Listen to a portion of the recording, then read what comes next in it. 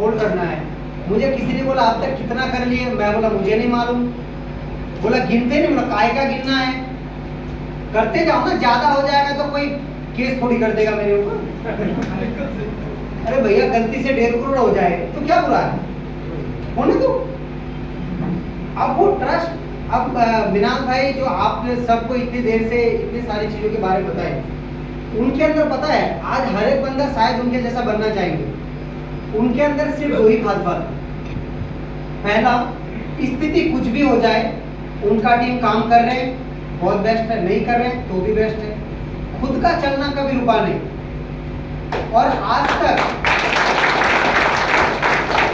तक उन्होंने पीछे मुड़ के देखा नहीं कि पीछे क्या हो रहा है क्या नहीं। और आप सबको मैं बता दूं अंदर की बात, जब उन्होंने मीथर शुरू किया था ना, सबसे बड़ा जो इन्वेस्टमेंट उनका था तो उनके खुद का था, उनके खुद के भाइयों का था, उनके खुद के दीदी बहन जो साली जो ससुराल वाले जो एरिया था उन लोगों का था। अब सोचो इन्वेस्टमेंट प्रोजेक्ट में अगर कोई बंदा ऐसे लोगों से इन्वेस्टमेंट शुरुआत करता है तो आप समझ सकते हो कि ट्रस्ट लेवल किस लेवल का है। और हम यहाँ पे किस बात से चिंता में है, 1 लाख रुपए वो लगा दिया, भाई क्या होगा क्या नहीं होगा, ऐसा ना मुझे देना पड़े। यकीनन जब आपका भरोसा मजबूत नहीं होता है ना, और आप किसी के पास जाते हो प्लान करने के लिए, और गलती से कई बार ऐसा भी बंदा मिलता है, आपने बोला जी $120 लगा दो, बोलता है अच्छा छोड़ 20 लाख रुपए लगाऊंगा, बता क्या करना है। आपके चेहरे में टेंशन आ गई, यार ठीक है 20 लाख तो तू लगा देगा, कुछ हो गया तो मेरा क्या होगा। मतलब उसको खूब ट्रस्ट नहीं है। और पता है प्लान कहां से शुरुआत करते हैं, भाई साहब सब तो ठीक है ना, $30 लगा लीजिए, $30 बस 2850 रुपये। आपने ये नहीं समझा कि मैं ऐसे प्रोजेक्ट में हूं जो आपको पता होना चाहिए, वर्ल्ड का सबसे बड़ा इंडस्ट्री आज के टाइम पे वेब 3.0 है। वर्ल्ड का सबसे बड़ा स्कोप अगर किसी इंडस्ट्री में है तो वो crypto currency, metaverse, metaverse ledger, everything, इस इंडस्ट्री में बड़ा पैसा है। और उस इंडस्ट्री का आप एक बड़े हिस्सेदार हो, जिसका आज के मार्केट में जो भी रेफरल प्रोग्राम में क्रिप्टो या फिर वेब 3.0 में कोई भी प्रोजेक्ट चल रहा है, मीथर से ऊपर कोई भी नहीं है। आप छलनी लेकर के जांच कर सकते हैं। और इतना बड़ा प्रोजेक्ट आप लेके किसी के पास गए हो और फिर आप उनको क्या बोल रहे हो, भैया $30 लगा। वो आपका कॉन्फिडेंट लेवल चेक कर रहा है कि बंदे का कॉन्फिडेंट लेवल कितना है। आप ऐसा समझो कि आपके गांव में मुकेश अंबानी जी आ गए और आपने बोला जी सरकार आप आए गए तो हमारे मस्जिद के लिए $11 का चंदा कर देते, तो वो कहेगा बेइज्जती मेरी कर रहा है या अपनी कर रहा है। यार मुकेश अंबानी से आप कह रहे हैं कि भाई साहब चंदा करो, तो मांग लो ना 200 करोड़, कौन सा हाथ पैर लेके चला जाएगा, वो जितना मन चाहेगा दे देगा। ऐसा ही घटना दिल्ली में हमारे साथ हुआ, अभी सुन सकते हैं ना, 15-20 मिनट बर्दाश्त कर सकते हैं ना, भीड़ दे दीजिएगा, नहीं तो वैसे भी मैं छुटकारा ही चाहता हूँ। दिल्ली में एक पार्टी है, पार्टी का नाम नहीं, उस पार्टी का एक बंदा MLA था, और ज्वालापुरी में एक मदरसा चलता हमारे हमारे लोगों का, हमारे लोकल लोगों का, तो वहाँ एक जलसा करते, तो वहाँ पे हमारे जो लोग गए वो गए चंदा करने के लिए, बोले जी चंदा कर दो, बोले किस चीज का, बोले जलसा करेंगे। अब बोला अच्छा बताओ कितना, बोले 1 पेटी, बोले 1 पेटी क्या होगा, बोले 1 लाख, बोले 1,11,000 लिख। अब ये सबके सब टेंशन में कि यार हम तो सोचे कम देगा लेकिन ये ज्यादा कर दिया। तो वही सिचुएशन है, हम किसी के साथ प्लान करने गए और बोले कितना, भैया 11,400 लगा लो, मैं शुरुआत 1 करोड़ से करता हूँ, चाहे वो बंदा कोई भी हो, क्योंकि मेरे माइंडसेट में तो रहेगा मैं किसी के साथ भी प्लान करूं तो शुरुआत 1 करोड़ से। भैया आप मिनिमम 1 करोड़ लगा सकते हो, आप चाहो तो 11,400 भी लगा सकते हो। तो 1 करोड़ का ये फायदा है, जिस दिन किसी बंदे का 1 करोड़ आपने इन्वेस्ट करवा दिया वो सब नेगेटिव होगा, लेकिन वो बंदा नेगेटिव नहीं होगा। वो क्यों, क्योंकि उनका खुद का बड़ा पैसा इन्वेस्ट किया हुआ। दहेज की गाड़ियां मिली है ना लोगों को, हम सब में से सबको मिली है, मुझे नहीं मिली है। दहेज की गाड़ी में चोट लगे तो उतनी दर्द नहीं होती जितने अपनी वाली में होती है। अपनी वाली में दर्द चोट लगता है तो हम कैसे चेक करते हैं, ऐसे करके हाथ लगा के, अरे लग गए यार। दहेज वाले कौन से हमने पैसे लगाए, वो भी ससुर जी गए, अभी मासिक में भी मिलता है, मासिक में मिलता है। मतलब मैं कहना ही चाहता हूँ, आपने अपना पैसा लगाया है, आपने अपना समय लगाया है, तो यकीनन आपको नॉलेज लेना चाहिए, यकीनन इसके अंदर घुसना चाहिए, इसके प्रति सारे एविडेंस आपको उठाने चाहिए कि इन लोगों ने जो बातें बताई, क्या ये बातें सच है, क्या ये बातें प्रूफ होता है, नहीं होता है तो भी सवाल पूछो, अगर होता है तो फिर आगे बढ़ो। मैं एक ही चीज जानता हूँ, कुछ भी कर लो, डॉक्टर बनो, राइटर बनो, इंजीनियर बनो, कुछ भी बनो, एक ही ऑप्शन है जी, पैसा कमाने के लिए बने हम। और पैसा है तो मेरा एक डायलॉग है, पूरा पृथ्वी का मैं बयाना करके रखा हूँ, बस रजिस्ट्री नहीं हुई। मतलब कि जिस दिन आपके पास पैसा आ गया, क्या बुर्ज खलीफा क्या क्या सब अपना ही है, जब तक नहीं है तब तक हमारा नहीं है, जिस दिन हो जाएगा उस दिन हमारा है। अच्छा ना खरीदे बुर्ज खलीफा, क्या बिगड़ जाएगा, एक आलीशान घर तो बन जाएगा। हम सोचे ही हैं कि अल्लाह मुझे ना ज्यादा मत देना, दाल रोटी चला देना, तो क्या लगता है आपको, दुआ तो आपने दाल रोटी का मांगा है ना, तो मर्सिडीज थोड़ी आएगी उसमें। मांग लो, उसमें क्या हो जाएगा, सेकेंड हैंड वाली लाके दे देंगे। अच्छा सेकेंड हैंड वाली भी नई महिंद्रा वहिंद्रा ये सब से, मारुति वगैरह से सेकेंड हैंड मर्सिडीज की भी बहुत वैल्यू होती है। तो मेरा कहने का मतलब है कि जब इतनी सारी चीजें लगाई तो शिद्दत से किया जाए। मैं हर एक व्यक्ति को बताता हूँ दिल से, देखिए सोच समझ लीजिए, विचार कर लीजिए, टटोल लीजिए बढ़िया से, अगर करिए तो फिर पीछे मुड़ के मत देखिए आप, और नहीं करना है फिर बिल्कुल मत करिए। करेंगे 2 4 6 महीने 1 साल, फिर कोई बंदा पूछेगा भाई साहब क्या कर रहे हो, बोला एम.कॉम कर रहा हूँ, कितना कमाया, बोला यार बस 2 लाख रुपए कमाया। तो आपकी इतनी गंदी बेइज्जती करेंगे वो, कहीं का नहीं छोड़ेंगे। क्योंकि मेरी एक बार बेइज्जती हो चुकी है ना, इसलिए मैं बता पा रहा हूँ। दिल्ली में कहीं पे मैं था बैठा हुआ, तो मैं किसी बंदे को बता रहा था क्रिप्टो के बारे में, तो बोला भाई साहब आप कब से हो, मैं बोला जी मुझे तो 1 साल हो गया। मैं बड़ा प्राउड, मैं सीनियर मैनेजर था, सीनियर मैनेजर में तो सीनियर एग्जीक्यूटिव में इतना पावर था कि अभी इतना नहीं है। तो मैंने बोला भाई मैं 1 साल से कर रहा हूँ। बोले कितना कमाया, तो ज़्यादा तो नहीं कमाया, 50 लाख रुपए कमा लिए, बस 50 लाख। बोला आप, बोला मेरे पास 11,000 बिटकॉइन है। मैं बोला गुरुजी आपके चरण किधर है 11,000 बिटकॉइन। तब मुझे ट्रस्ट हुआ कि इस इंडस्ट्री में पैसा सच में है, लगता है। डरता मैं भी था शुरुआत में, लेकिन डरना वो वाला डर नहीं, आप लोग डर के बैठ जाते होंगे, मैं डरता हूँ चलते रहता हूँ, डर रहा हूँ अंदर ही अंदर, चलते रहता हूँ, रुकना नहीं है, रुकेंगे तो पीछे हो जाएंगे ना, पीछे नहीं होना है। इसीलिए आज हिंदुस्तान में हर जिले में मेरी टीम है, और पूरे इंडिया के बाहर आपको पता होगा कि अभी एक कंट्री में टीम शुरू हुई है, जो दिल्ली में एक बंदा है, उन्होंने मुझे आज फ़ोन करके बताया कि सर आप, हमने जॉर्जिया में कुछ लोगों की आज ज्वाइनिंग हुई, तो मुझे बड़ी खुशी हुई कि चलो यार यहाँ बैठा हूँ और काम जॉर्जिया में हो रहा है। तो इंडिया के बाहर 6 कंट्री में अपना टीम चला गया है, तो इंशाल्लाह वहाँ भी ग्रो होगा। और हम सब लोग, जो हमारे एरिया के लोग, जो अपने आप को हम गरीब समझते हैं, सारे 15,000 लोग आप सब मिला करके लाखपति हैं हमारे एरिया में, एम.कॉम से सिर्फ। सबसे प्राउड की बात है कि आप कितना कमा रहे हैं डजन मीटर, लेकिन आपके वजह से लाखों लोगों की जिंदगी बदलेगी। आज हजारों में, कल लाखों में पहुंचे, तो वो हर किसी को एक टारगेट लेना चाहिए। और बिना ट्रस्ट का ना आप कहीं भी कुछ भी नहीं बना सकते, आपको ट्रस्ट करना ही पड़ेगा। आप चाहे किसी भी फील्ड में जाओ, हम डॉक्टर को अपनी जिंदगी सौंप देते हैं, पैसा भी देते हैं, जिंदगी भी देते हैं। भाई किसका ऑपरेशन करना, बोले किडनी का, उसने हार्ट काट के घर लेके चला गया, तो आप क्या कर लोगे, आपने कौन सा देखा है क्या काटा और क्या नहीं। स्कैम होता है ना बहुत सारे लोगों के साथ, लेकिन हम अपनी जिंदगी क्यों सौंपे, भरोसा करें। जिंदगी से महंगा कोई चीज़ नहीं है पूरी दुनिया में, लेकिन हम एक जिंदगी एक डॉक्टर को सौंपते हैं, और हम अपना 10,000 जहाँ लगाए हैं ना, और वहाँ से हमें 1 करोड़ भी कमाना है, 10 करोड़ भी कमाना है, 1 लाख भी कमाना है, लेकिन हम मित्र की मीटिंग सुनने का टाइम नहीं है, जूम मीटिंग हो रहा है सुनने का टाइम नहीं है, मैं बहुत बिजी हूँ। साहब आप पैसा यहीं से बनाना चाहते हो, मीटिंग भी सुनने का आपके पास टाइम नहीं है, आप ही फैसला करो कि आपको चाहिए क्या। मैं थोड़ा सा बीच बीच में रॉन्ग लैंग्वेज इस्तेमाल करता हूँ, बुरा मत मानिएगा, माफी चाहूँगा।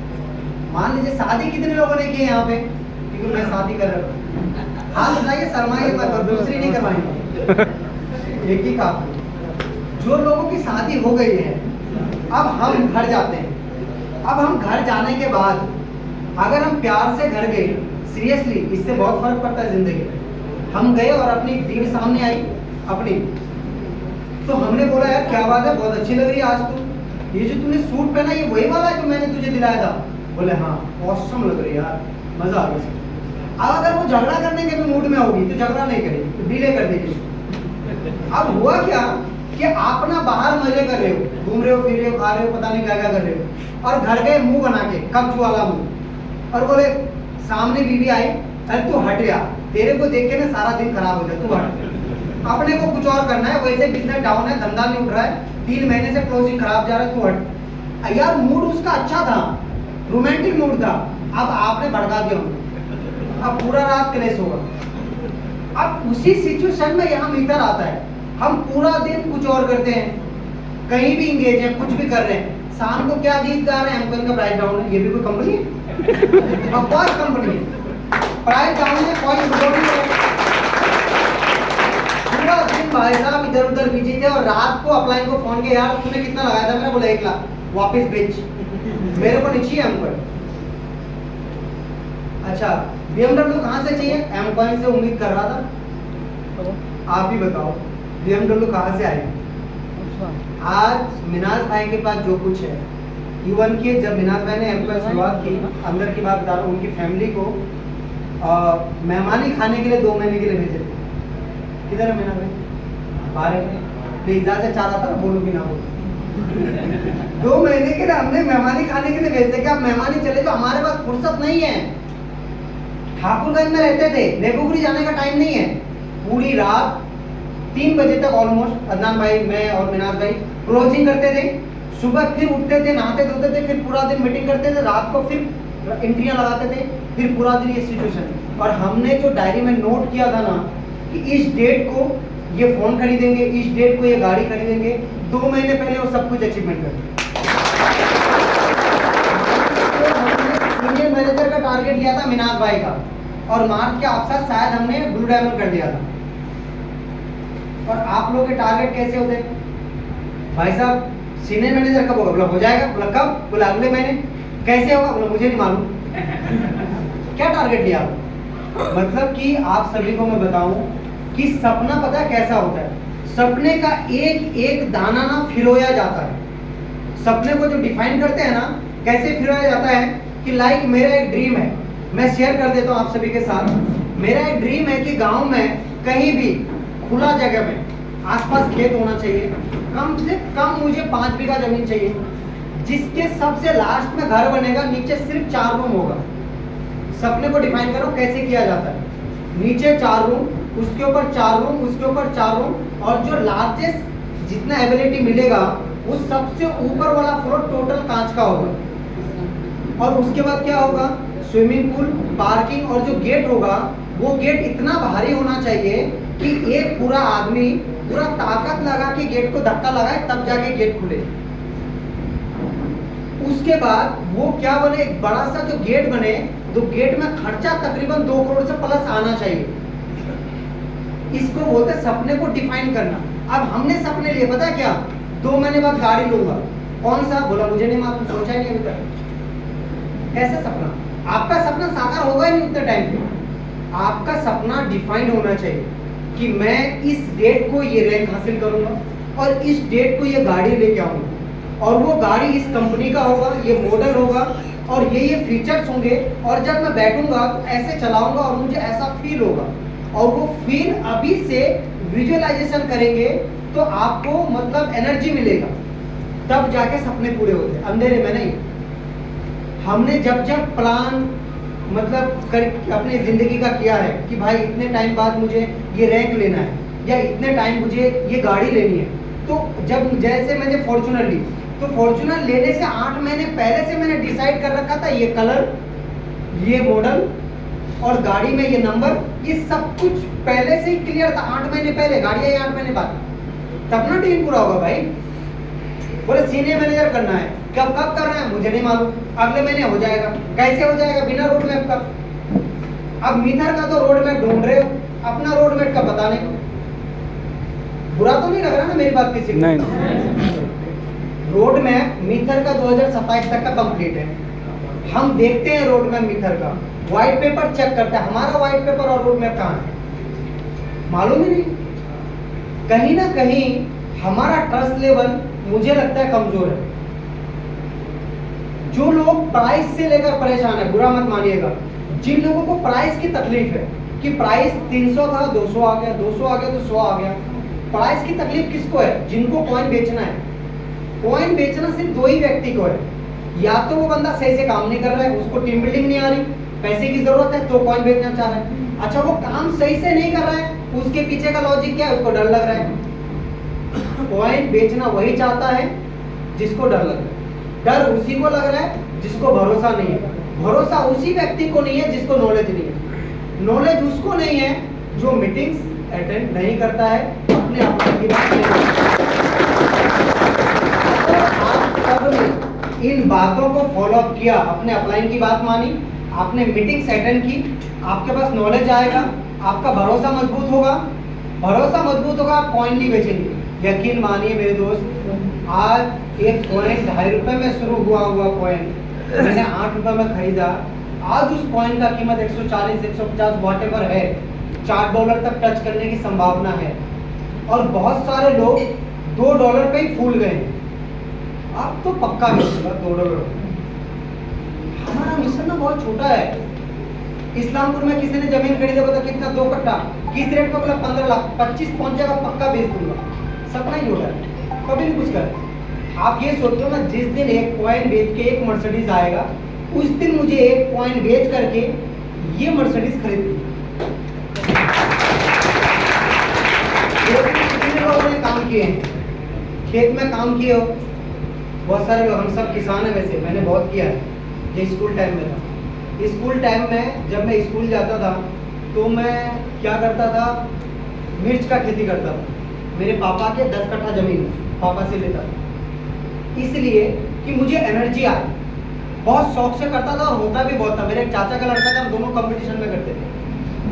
यकीन मानिए कि आज आप जो कर रहे हैं ना, आपको कोई काम आप शिद्दत से करो, पूरा दिन, मान लो कि आप घर से, इस्लामपुर से आप घर पैदल चल के गए, मान लीजिए 5 किलोमीटर मेरा घर अराउंड पड़ता है, और आपको प्यास बहुत शिद्दत से लगी, बहुत ज़्यादा प्यास लगने के बाद पानी पीने का जो मज़ा है ना, चाहे वो पानी किसी भी क्वालिटी का, उससे 100% बेस्ट क्वालिटी के पानी बिना प्यास का पीने में मज़ा नहीं। तो आपके सपने इतने बड़े होने चाहिए जिसको पूरे करने में आपके मतलब हालत खराब हो जाना चाहिए, पूरी शिद्दत से, तब मजा आ गया, हाँ मैंने अचीवमेंट की है।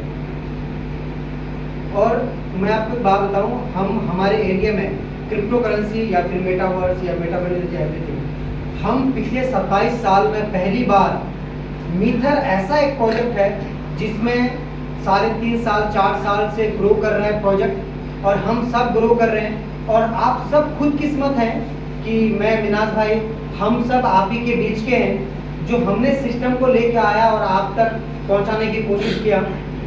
लेकिन अब तक जो भी प्रोजेक्ट आए तो वो बाहर का था, कोई भी अचीवर जो भी प्रोजेक्ट था, और वो प्रोजेक्ट कोई भी 3 महीने 6 महीने 11 महीने से ज़्यादा चला नहीं। और नहीं चलने के पीछे रीज़न ये था कि जो भी प्रोजेक्ट आया उन्होंने पैसा लिया और रिटर्न में आपको पैसा देने का वादा किया। और मीथर ग्रो करने का एक ही रीज़न है कि मीथर आपको जो भी दिया, आपसे पैसा लिया, उसके बदले में आपको कॉइन दिया, और उन्होंने कहीं भी ये वादा नहीं किया है कि आपको रिटर्न में कभी 1 रुपया भी लौटाएगा। और जिस बंदे को लौटाना ही नहीं है कुछ, तो उसको टेंशन का आएगा, वो भागेगा ही क्यों? हम सबके पास कॉइन है, चाहे हमने किसी भी भाव में खरीदा हो, और बेचेंगे भी हम, और किसके पास? पब्लिक के पास। पब्लिक ही खरीदेगी, पब्लिक ही बेचेगी। तो कंपनी जाने का क्या टेंशन? जब कंपनी जाएगा ही नहीं तो जाहिर सी बात है हम ग्रो करेंगे। कहने वाली बात है कि सोने की अंडा देने वाली मुर्गी कोई काट के खाता नहीं, जो खाता है वो बेवकूफ होता है, बेवकूफ के बाद सोने के अंडे देने वाली मुर्गी आएगी नहीं। ये हमें सबको पता है, लेकिन फिर भी हम यही सोचते हैं कि सब तो ठीक है, भाग गई तुम। कहावत है गांव में कि एक इंसाफ हुआ, एमएलए मंत्री जितने भी पॉलिटिशियन जितने भी लोग होते हैं, जो लोग इंसाफ सब आए, सुबह से लेके पूरा दिन रात तक इंसाफ हुआ। शाम को बोला मुखिया साहब सब तो ठीक है, लेकिन हमारा जो कुटिया है वो वहीं रहे। समझ रहे हो मैं क्या कहना चाह रहा हूँ? ठीक है, एक कदम आगे बढ़ाइए, हम 2 कदम आगे बढ़ाएंगे और इंशाअल्लाह हम सब मिलकर के ऐसा मिसाल कायम करेंगे जितना आज तक हमारे एरिया में मुझे लगता है 150 साल में नहीं हुआ, वो हम करके दिखाएंगे आने वाले 2 साल में। मैं आप सभी से ये चाहता हूं कि हम सब इकट्ठा होकर के ये टारगेट लेके, इंशाअल्लाह मेरा खुद का टारगेट है वो कि 2027 तक तकरीबन हमारे कम से कम 25 लाख लोग लाखपति होने चाहिए। बस मैं अपनी बातों को विराम देना चाहूँगा क्योंकि बहुत सारी बातें मैंने करी ऑलरेडी और आप सभी ने इतने ध्यान से सुने, इतना मुझे बर्दाश्त किए, उसके लिए बहुत बहुत शुक्रिया। Thank you so much. We are with एम्पॉइज फ्यूचर।